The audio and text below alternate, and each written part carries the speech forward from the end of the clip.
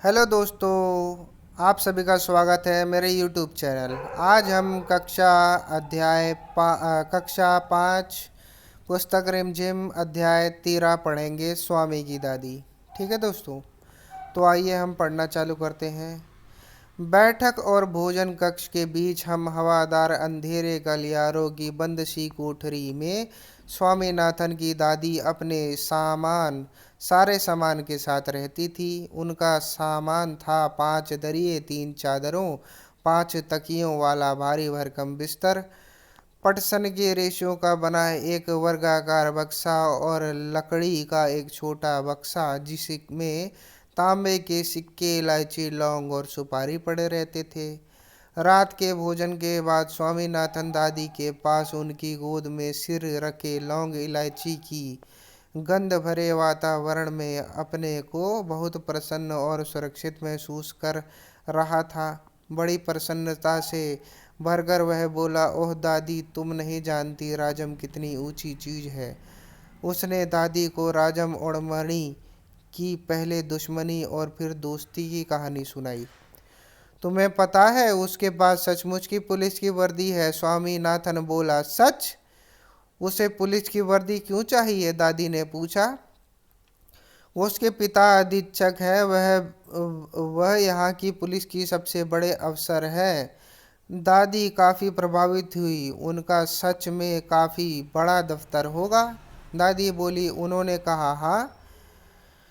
फिर उन्होंने उन दिनों की कहानी सुनाना शुरू की कि जब स्वामीनाथन के दादा रौबदार सब मजिस्ट्रेट थे। उनके दफ्तर में पुलिस वाले कांपते हुए खड़े रहते थे।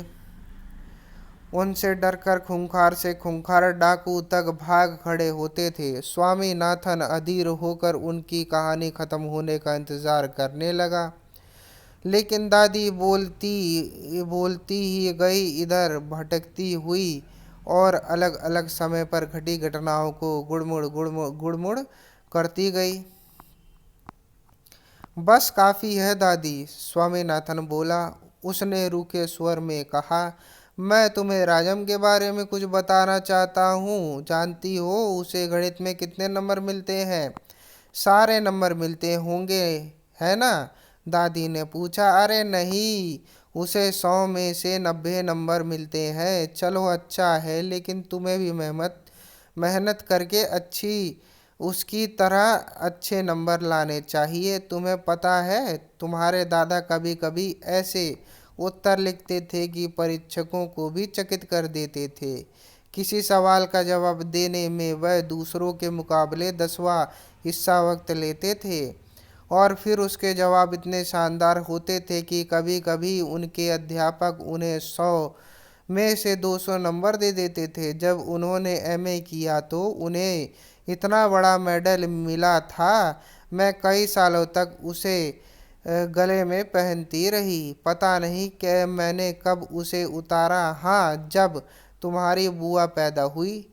नहीं, तुम्हारी बुआ नहीं, तुम्हारे पिता, याद आया।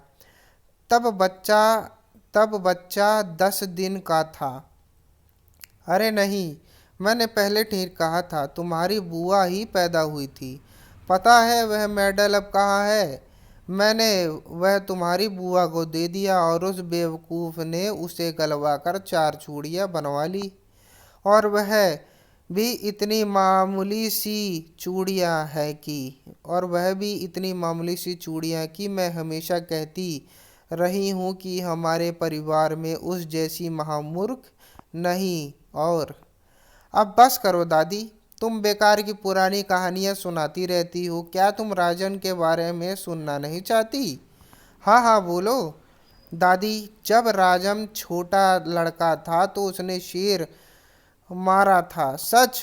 बहुत बहादुर लड़का है, दादी ने कहा।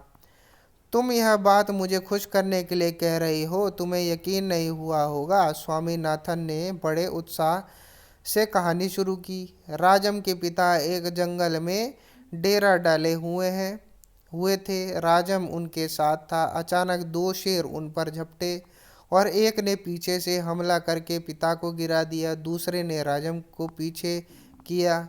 राजम एक झाड़ी के पीछे छुप गया और वहीं से गोली चलाकर शेर को मार डाला। दादी, क्या तुम सो गई? उसने कहानी खत्म होने पर पूछा। दादी बोली, नहीं बेटा, सुन रही हूँ। अच्छा बताओ, कितने शेर आए थे? दो शेर राजम पर झपटे थे, दादी ने जवाब दिया। स्वामीनाथन दादी के गलत जवाब से चिढ़ गया।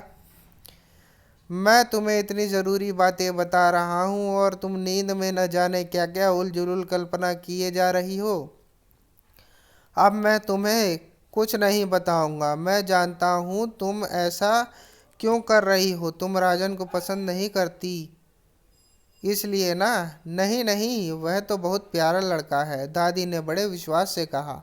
उन्होंने राजम को देखा तक नहीं, स्वामीनाथन खुश हो गए।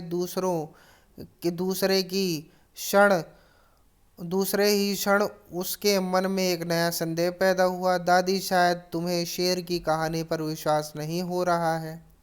मैं एक एक शब्द पर विश्वास करती हूँ, दादी ने स्वर में मिठास भर कर कहा। स्वामीनाथन को इससे खुशी हुई, लेकिन उसने चेतावनी के तौर पर जोड़ा, जो भी उसे झूठा कहेगा वह उसे गोली मार देगा।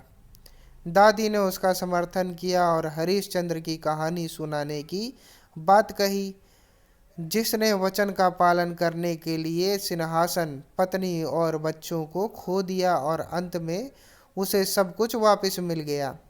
उसने कहानी आधी ही सुनाई थी कि स्वामीनाथन खर्राटे लेने लगा। दादी भी रुक कर बोलने लगी, फिर वह भी सो गई।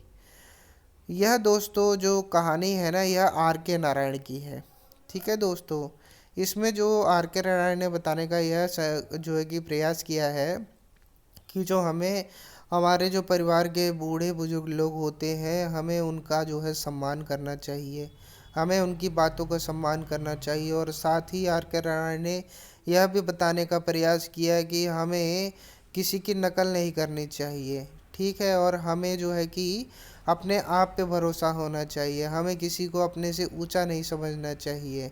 इससे हम अपनी ही नज़रों में मतलब कि कम होने लगते हैं, और हम कभी अपने आप को मतलब कि उससे हमेशा नीचे ही समझते हैं, और हम अपनी जो है कि श्रम शक्ति को कभी भी मतलब कि महसूस नहीं कर पाते कि हम कितने स्किलफुल हैं।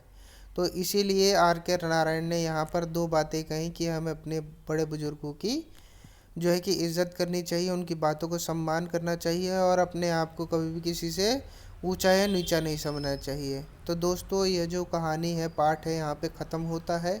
अब हम इससे रिलेटेड कुछ इम्पोर्टेंट क्वेश्चन आंसर करेंगे। इस कहानी का उद्देश्य क्या है मैं फिर से आपको बताऊंगा, और इम्पोर्टेंट इसके जो है कि वर्ड मीनिंग भी आपको पीडीएफ के माध्यम से मैं आपको पढ़ाऊँगा।